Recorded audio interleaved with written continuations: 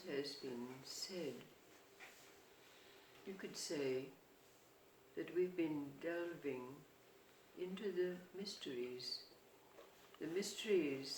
that are hidden in plain sight until our mind has given up the need to see by the light of existence.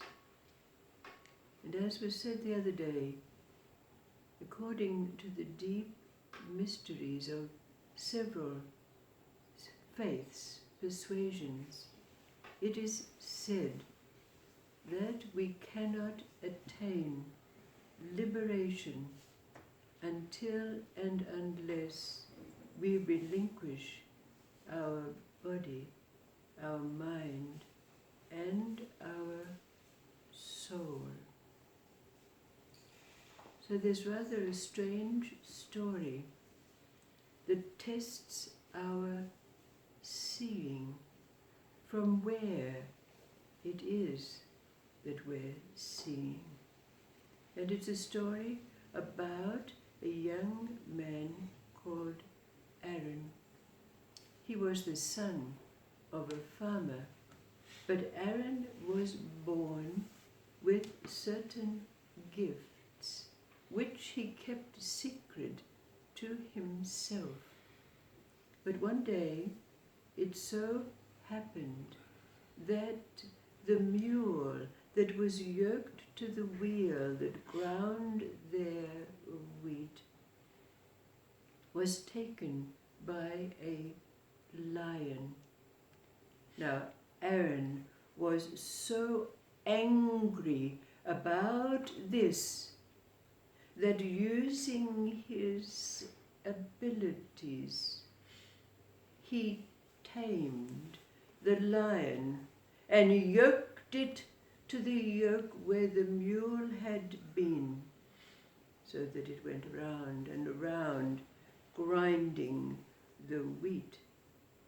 Now when his father, who was a wise man in his own right, came and saw the lion yoked to the wheel, he scolded Aaron, "You have taken the spirit of the lion, a king, and for that you have to be punished by roaming the world for 3 years." So Aaron was sent off from his home to wander from place to place. But, of course, being of that faith, in every place he visited, there was a place of worship. So he would find the synagogue, and there he would meet brethren of his ilk. Now there was an occasion when Aaron went to a synagogue, and one of those who were there invited him to join the family for the Sabbath Eve. But when Aaron accompanied this man to his home, he found that the man did not eat of the feast that was provided on the eve of the Sabbath. So Aaron asked him why, and the man said, "I cannot eat. I am so sad. My son, my only son, left my house some weeks ago and has not been seen since, and I am bereft."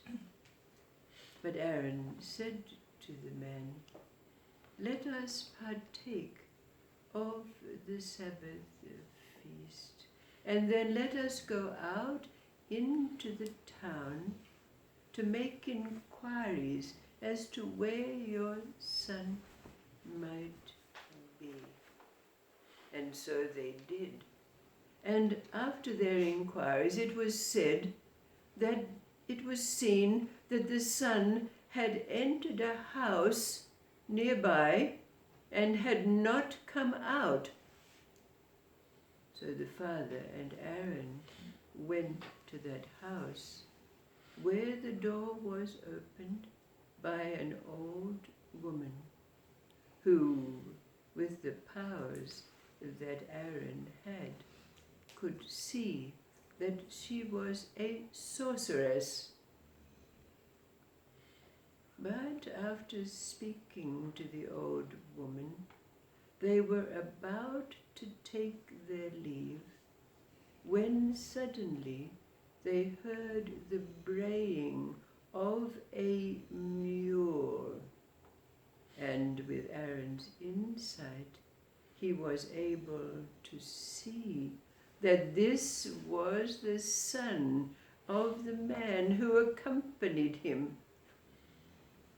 So they confronted the old sorceress, and Aaron said, "We would like to buy this mule. How much do you want for him?"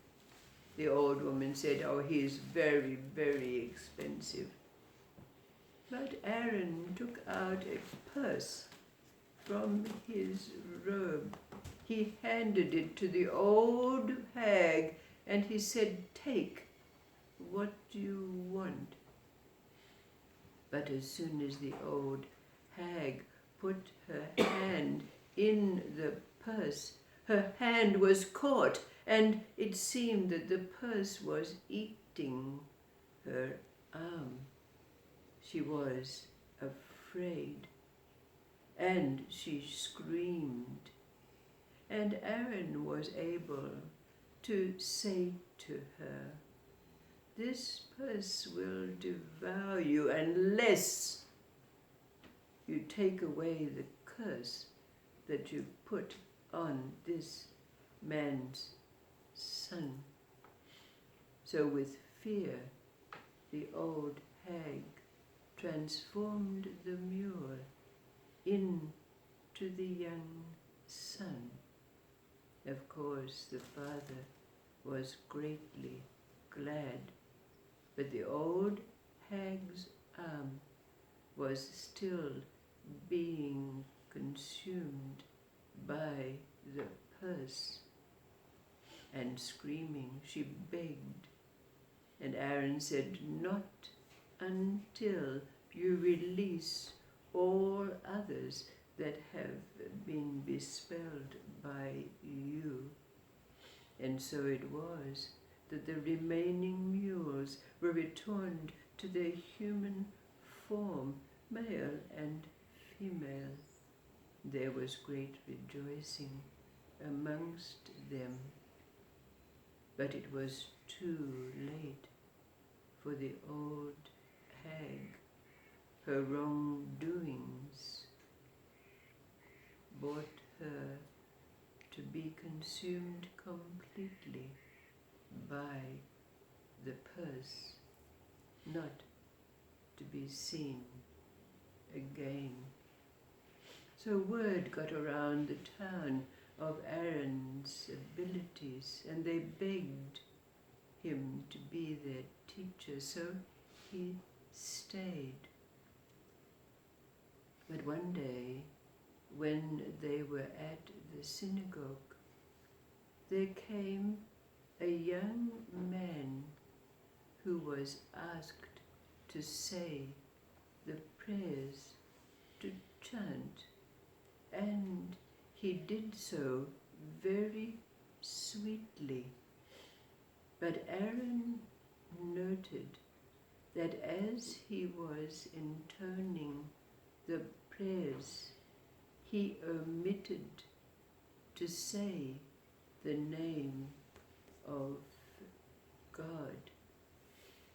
And Aaron immediately recognized and knew that this was a young man without a soul, because soulless beings are not allowed to intone the name of God.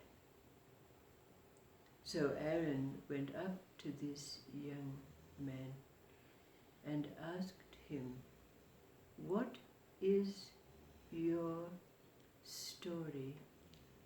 And the young man, weeping, said, "My father's friend invited me to travel with him far and wide, and my father's friend promised my father that he would bring me back home safely. We traveled great distances from place to place, and in every place we visited the temples of our faith, the synagogues. But one day, when we were farewelling the elders of a certain place, one of the elders burst into tears and said that he could see that I would die before I could be returned to my father's home. And so it was decided amongst the elders, and so it was written on a piece of parchment, the sacred name of God, which was inserted into my arm. Now, as we were returning, I fell from the plank that led to our ship, and I drowned. My soul left my body, but I still lived. I told no one, and I returned to my father's house. But Aaron said to the young man, "Now it is time to let go." And the young man, weeping, agreed. So the parchment was removed from his arm, and he fell dead. He was given a proper funeral, and Aaron, now having passed his 3 years, returned to his farm and his father's presence. He related to his father all that had transpired, and his father said to him,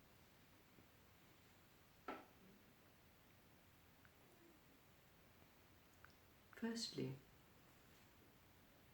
what did Aaron's father say to him when he returned from his 3 years of wandering and having related his experiences? And secondly, what is it that this story tells us about the soul? What is the difference between having our spirit taken away from us and relinquishing our immortal soul? But first, what did Aaron's father say to his son?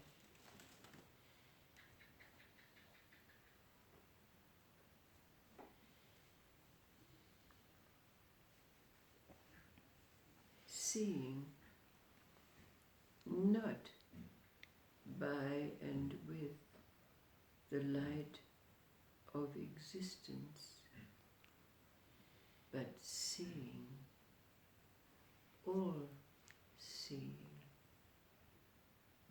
all knowing, all understanding.